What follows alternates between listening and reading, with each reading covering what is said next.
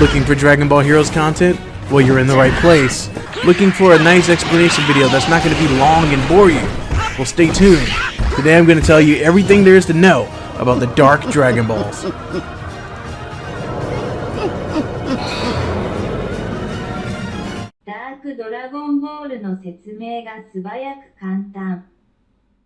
Alright, so you're here. Thank you for taking the time to watch my video. Let's get straight to it. If you're any fan of Dragon Ball, there's one thing that doesn't need any explanation, or at least it shouldn't, and that's what this series is named after, the Dragon Balls. But one thing some of you probably aren't familiar with are the Dark Dragon Balls, which only exist in Dragon Ball Heroes. And no, these are not the same as the Black Star Dragon Balls from GT. If you want those explained, let me know and we'll take care of that on another video. So, in Dragon Ball Heroes, the Dark Dragon Balls share the same general concept as the Earth Dragon Balls, as far as shape, size, and number are concerned. However, the varying difference here, aesthetic-wise, is that they are red with black stars. Simple enough, right? Cool. Let's continue. So, what do we need to make Dragon Balls? Namekians, of course. So the next question you may ask is, well, what Namekian actually made the Dark Dragon Balls? And this is going to sound crazy, but actually Dende made them, or in this case, Dende Xeno, or Xeno Dende. Say it whichever way you please, I'm not the grammar police. Alright, so what's the deal with Xeno Dende? Well, Xeno Dende is from a separate timeline, and he was actually brainwashed by Towa, which is why he has the Time Breaker mind control device, and for obvious reasons, looks pretty evil. So with Dende under their control, and also the very important key fact here, that Dende is a Namekian that is from the Dragon Clan, he is actually able to make Dragon Balls, or in this case, under their control, he makes the Dark Dragon Balls. So now we have a brainwashed Dende that can make Dragon Balls for the Time Breakers, also referred to as the Dark Empire for those of you that, are trying to be correct. This just spells a one-sided battle. Or, does it?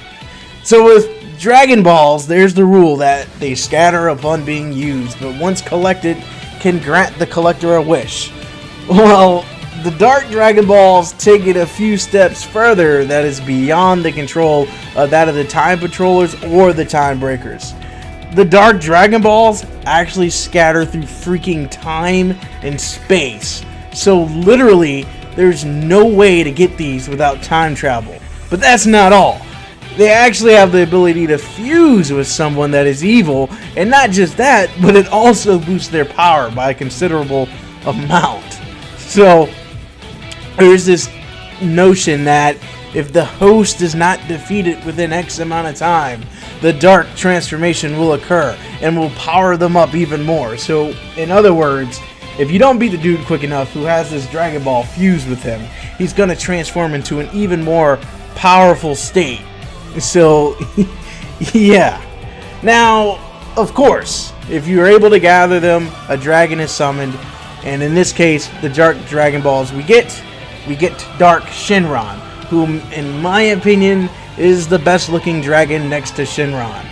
So, back to the part of the Dark Dragon Balls that involves them fusing with a villain host. You're probably curious about what characters they may have merged with. So far, we have Frieza, Cell, Majin Buu, Turles, Janemba, Lord Slug, and Broly. And they're actually revealed in that order. Believe it or not, the Time Breakers actually got to make a wish with these Dragon Balls. And what is their wish, you may be wondering? Well, no worries, I got you there too, guys. Back when the Time Breakers were only known as the Dark Empire, their leader, and the way you say his name is Meki Kabura. So think of like Dabura, but instead you're saying Meki Kabura. So Meki Kabura is this old dude. He was at the helm, and at some point he dies. I'm assuming that has something to do with the Supreme Kai of Time. Alright, so fast forward a bit, and here we are. He gets revived by Towa thanks to the stolen energy from quote-unquote strong people. and is presented with the option to use the Dark Dragon Balls to wish to be in his youthful prime. However, the Dark Dragon Balls scatter before this is done. Eventually, however, they get the golden opportunity and he gets that very wish. And looks like this. Call it a Supreme Kai fused with Sephiroth if you want. That's what I get from it. So yeah, to keep it simple, Dark Dragon Balls scatter across space and time. They merge to bad guys, which also makes them stronger, and it's a race between the Time Patrollers and Time Breakers to get them. The added difficulty is that the villain host is on the side of neither. So it's first victory, first served. So, you know, once someone does get it from the villain that is the host, it can still be taken by the Time Patrollers, or if the Time Patrollers defeat this guy, it can be taken by the Time Breakers. Or while they're in this bout, it's a three-way battle. You know, they might be fighting the villain, and the Time Breakers might be coming in. You know, it can go whichever way.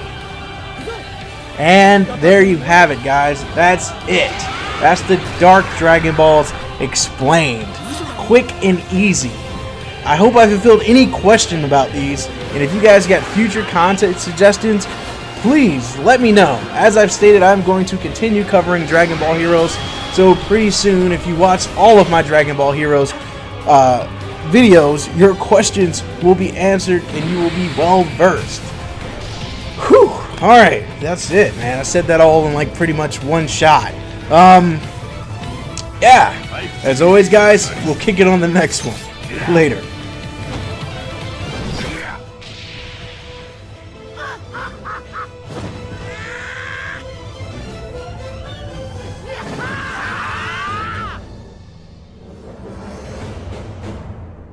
Super Dragon Ball Heroes! なんだと。